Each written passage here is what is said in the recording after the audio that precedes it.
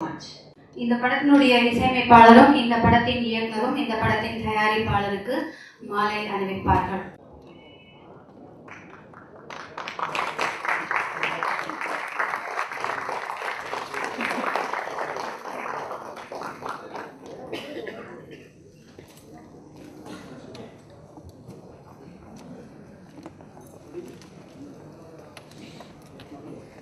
நன்றி. இப்பொழுது இந்த படத்தின் ஒளிப்பதிவாளர் வினோத் பாரதி அவர்கள் பேசுவார்.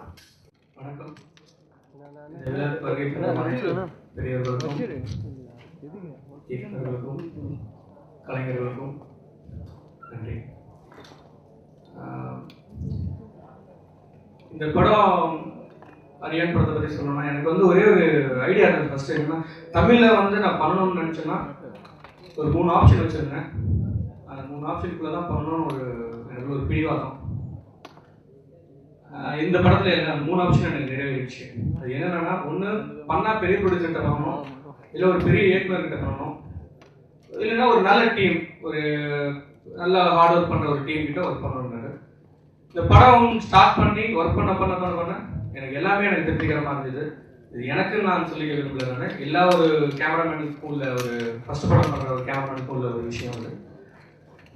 ப்ரொடியூசர் அவர் வந்து நாங்கள் ப்ரொடியூசர் மாதிரி பார்க்கல, எங்கள் கூட பிறந்தவர் மாதிரி. அவர் கூட பிறந்த அண்ணனும் சரி, தங்க அக்கா யாராக இருந்தாலும் சரி, ஏதாவது வேணும்னா உடனே உரிமையாக கேட்போம். நாங்கள் அவங்க வந்து உரிமையாக கொடுப்பாங்க. அந்த மாதிரி தான் எங்களுக்கு எங்கள் ப்ரொடியூசர் வந்து நான் என்ன கேட்கணும், இது எதுக்கு அது எதுக்கு அப்படின்னு ஒரு இது கேள்வியே கிடையாது. சார் எனக்கு 435 தான் வேணும், ஆக்லன்ஸ் தான் வேணும், இந்த சாங் எனக்கு ஜிம் ஜிப் தான் வேணும், ஒரு சாங் 3 ஆக்சிஸில் நாங்கள் பிளான் பண்ணுறோம், தீனா மாஸ்டரும் சிவா மாஸ்டர் வந்து எனக்கு அந்த ஜிம் ஜிப்பை ட்ராவலே வேணும் அப்படின்னு கேட்டார். எல்லாம் கேட்கும் போதெல்லாம் வந்து அவருக்கு வந்து டெக்னிக்கலாக தெரியலங்கிறது 2வது விஷயம். பட் இவனுக்குள்ளே என்னமோ இருக்குது, என்னமோ பண்ண போகிறாங்க, நல்லா பண்ண போகிறாங்க, நம்ம கொடுக்கலான்னு சொல்லிட்டு தைரியமாக பணத்தை இறக்கி எங்களுக்காக எங்களை நம்பி, எங்கள் புது டீமை நம்பி ப்ரொடியூசர் வந்து பணத்தை இறச்சிருக்காரு. அது வீண் போகலை. நீங்கள் விஷுவல் பார்த்துருப்பீங்க. எங்களுடைய பெஸ்ட்டு நாங்கள் கொடுத்துருக்கோம். அது எங்களோட சின்ன ஒரு தொழில்நுட்ப கோளாறு விஷயம் என்னென்னா, டிஐக்காக வந்து நெகட்டிவ் கொடுத்துருக்கோம். அந்த நெகட்டிவ் வந்து எங்களுக்கு வரலை. அதுதான் ஒரு விஷயம். அதனால தான் வந்து நாங்கள் பிக் ப்ரொடக்ஷனில் பண்ணோம். ஏன்னா இவ்வளோ பெரிய சத்யம் தேட்டரில் வந்து பிக் ப்ரொடக்ஷனில் பண்ணாமல் ஸ்மால் ப்ரொடக்ஷனில் பண்ணியிருக்கணும் ஒரு கேள்வி இருக்கும். அது எதுக்காகங்கிறது நான் சொல்லிடுறேன். ஒரு சின்ன ஏன்னா ஒரு ஷார்ட் பீரியடுங்கிறதுனால அதில் பண்ண முடியல. பட் அதுக்கும் வந்து எங்கள் ப்ரொடியூசர் வந்து, நீ பண்ணு ராஜா, நீ அதில் கூட நீ வந்து பிக் ப்ரொடக்ஷனில் பண்ணணும்னா உனக்கு என்ன வேணும், அதுக்கும் நான் ஏற்பாடு பண்ணுறேன். 3 நாள் 4 நாள் பண்ண முடியுமா, பாம்பே போறியா, இல்லை வேற எங்கேயாவது போறியா, இல்லை எங்கே ஃப்ளைட் ஏறி எங்கே வேணா போ, எனக்கு வந்து நீ இப்போ ஒன்றும் ஆசை என்ன, நீ என்ன பண்ணணும்னு நினைக்கிறியோ பண்ணு அப்படின்னு தைரியமாக எனக்கு சொன்னார். அவருக்கு ரொம்ப நன்றி சொல்லணும். நான் அவருக்கு பின்னாடி ப்ரொடியூசருக்கு பின்னாடி தோலாக இருந்தார் முரளி சார், சரணம் சார், நம்முடைய ஃப்ரெண்ட்ஸு, ப்ரொடியூசர் அப்பாவுக்கு எல்லாருக்கும் தேங்க்ஸ். இங்கே வரையும் தந்திருக்கும் நாகா சாருக்கு, தருண் கோபி சாருக்கு, தர்ணேஷ்க்கு, பெருமன் சாருக்கு, ஸ்நேகன் சாருக்கு, எல்லாருக்கும் டிபிகன் சார் எல்லாருக்கும் நன்றி. இந்த படத்தின் இயக்குனர் கார்த்திகேயன், அவரை பற்றி சொல்லணும்னா என்னோட சின்ன பையன் தான். அவர் வந்து நான் இந்த படத்தை வந்ததுக்கு காரணம் என்னன்னா, மிஸ்டர் ரகு கோ டைரக்டர், அவர் தான் வந்து ரொம்ப நாள் நாங்கள் டச்சில் எடுத்துகிட்டே இருந்தோம். அவர் வந்து நீங்கள் பண்ணணும் வினோத், நான் படம் பண்ணால் கண்டிப்பாக நீங்கள் தான் பண்ணணும் அப்படின்னு. நான் கன்னடம் போயிட்டேன். கன்னடத்தில் ஒரு 3 படம் பண்ணிட்டேன் நான். இங்கே தமிழில் பண்ணால் நீங்கள் தான் பண்ணணும் அப்படின்னு சொல்லிட்டு ரகு சார்க்காக வெயிட் பண்ணிட்டு இருந்தேன். கார்த்தி வந்து என்னை இன்ட்ரடியூஸ் பண்ணி வச்சார், இந்த மாதிரி ஒரு படம் இருக்குது பண்ணுங்க அப்படின்ட்டு. பார்த்த சின்ன படம் வந்து எங்கேயோ பார்த்த மாதிரி இருந்துகிட்டே இருந்து எனக்கு ஒரு உறுத்தல் இருந்துகிட்டே இருந்தது. அப்புறம் பழக என்னாச்சுன்னா டிஸ்கஷன் பண்ணோம். அதுக்கப்புறம் ஷூட்டிங் ஸ்டார்ட் பண்ணோம். 2ஆம் நாள் 3ஆம் நாள் ஷூட் ஸ்டார்ட் பண்ணதுக்கு அப்புறமேலு பேச பார்த்தா என்னுடைய ஸ்கூல்மேட், அதாவது என்னுடைய நான் 10th படிச்சுட்டு இருக்கேன், அவர் 9th படிச்சுட்டு இருக்காரு. ஸோ அப்படி நெருக்கமாக இருந்து ரொம்ப க்ளோஸாக இந்த படம் பண்ணோம். ஒரு ஈகோ இல்லை இந்த படத்தில். அதாவது சொல்லுவாங்க பெரியவங்களுக்கு இருந்தால் தானே ஈகோ, சின்னவங்களுக்கு இருக்கும். அதை தோற்றிக்கிற மாதிரி எங்கள் ப்ரொடியூசருக்கு ஈகோ கிடையாது, யாருக்குமே எதுவும் கிடையாது. ஃப்ரெண்ட்ஷிப்பாக ஜாலியாக இந்த படம் பண்ணியிருக்கோம். ரொம்ப அற்புதமாக வந்திருக்கு. இசையமைப்பாளர் விக்ரம் வர்மன் ஒரு புது மியூசிக் டைரக்டர் மாதிரி கிடையாது.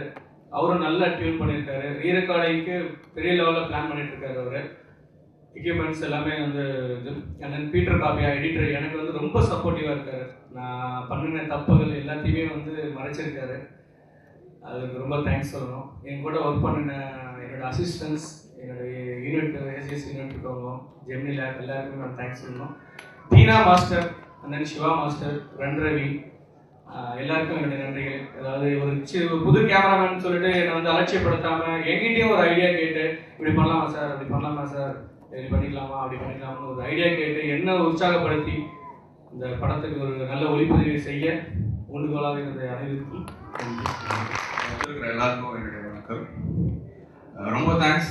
வெரி ஷார்ட் டைம் இன்விடேஷன் கூட பல பேருக்கு வைக்க முடியல, வந்ததுக்கு ரொம்ப நன்றி. ஃபர்ஸ்ட் டைம் வந்து நான் என்னோட ப்ரொடியூசர் பற்றி பேசணும். அவர் வந்து என்ன செல்லம்மா வர்மக்குட்டி இல்லை யானைக்குட்டி இல்லை குழந்தைன்னு கூப்பிடுவார். அவர் என்ன சொல்கிறது, ஒரு தம்பியை விட ஒரு ரிலேஷன்ஷிப் எவ்வளோ தூரம் அவர் ஷோ பண்ண முடியுமோ அவ்வளோ தூரம் காட்டுவார். இந்த படத்துடைய சாங்ஸ் முக்கியமாக வந்து இன்னைக்கு இருக்கிற இண்டஸ்ட்ரியில் ஆடியோக்கு வந்து யாருமே இன்வெஸ்ட் பண்ண மாட்டாங்க. First thing is audio piracy. இப்போ அதான் 100 படம் வந்து ஒரு சீடியில் போட்டு MP3 போட்டு வித்துட்டு இருக்காங்க, 40 ரூபாய்க்கெல்லாம் கிடைக்குது. அப்போ ஆடியோ சீடிக்கு என்ன வேல்யூ இருக்குது? அதுக்கு இன்வெஸ்ட் பண்ணி எப்படி ரீச் பண்ணுறது? ஸோ இதனால என்ன பண்ணுறாங்க, பல ப்ரொடியூசர்ஸ் வந்து அவாய்ட் பண்ணிடுறாங்க. அந்த செக்ஷனே போக மாட்டாங்க. எதுக்கு அவ்வளோ இன்வெஸ்ட் பண்ணோம், அதான் படத்துக்கு இன்வெஸ்ட் பண்ணிடுவாங்கல்ல, ரீரெக்கார்டிங் கூட கான்சன்ட்ரேட் பண்ண மாட்டாங்க. பட் இந்த படத்தை பொறுத்த வரைக்கும் எனக்கு என்ன வேணுமோ இந்த ஸ்டுடியோ தான் வேணும். நாங்கள் சாங்ஸ் ஃபுல்லாக வந்து ரஹ்மான் சார் ஸ்டுடியோ தான் ரெக்கார்ட் பண்ணோம். Cost is very high. But at இந்த ஸ்டுடியோ தான் வேணும், இந்த சிங்கர் தான் வேணும், எனக்கு இவங்க தான் வாசிக்கணும், எந்த கேள்வியும் கேட்க மாட்டார். அவர் பாட்டு கேஷ் ஃப்ளோ வந்துகிட்டே இருக்கும், பண்ணிகிட்டே இருப்போம். அண்ட் இப்போ வந்து நம்ம வீடியோ பைரசி பற்றி பேசிகிட்டு இருக்கோம், திருட்டு விசிடி இந்த மாதிரி மாட்டலாம். அது மாதிரி ஒரு மூமெண்ட் வந்து ஆடியோ பைரசி அந்த இதுக்கும் வந்து we have to start something. ஏன்னா அப்போ தான் வந்து பல மியூசிக் லேபிள்ஸ் வருவாங்க, பல புது மியூசிக் டைரக்டர்ஸ்க்கு வந்து வாய்ப்பு கிடைக்கும், அவங்களோட ப்ராடக்டும் ப்ரமோட் ஆகும். ஸோ இதுக்காக வந்து ஏதாவது ஸ்டெப்ஸ் எடுத்தால் நல்லா இருக்கும்னு நினைக்கிறேன். அண்ட் இங்கே வருகை வந்திருக்கிற directors Tharun Gopi sir, Praveen Kanth sir, Snehan sir, Yuvabharathi sir, தனி சார், ரொம்ப thanks for your wishes. And என்னோட பெஸ்ட்டு நான் கொடுத்துட்டேன். இதுக்கப்புறம் ஆடியன்ஸ் உங்கள் கையில் இருக்குது. My success factor. I need your blessings. Thank you. Thank you very much.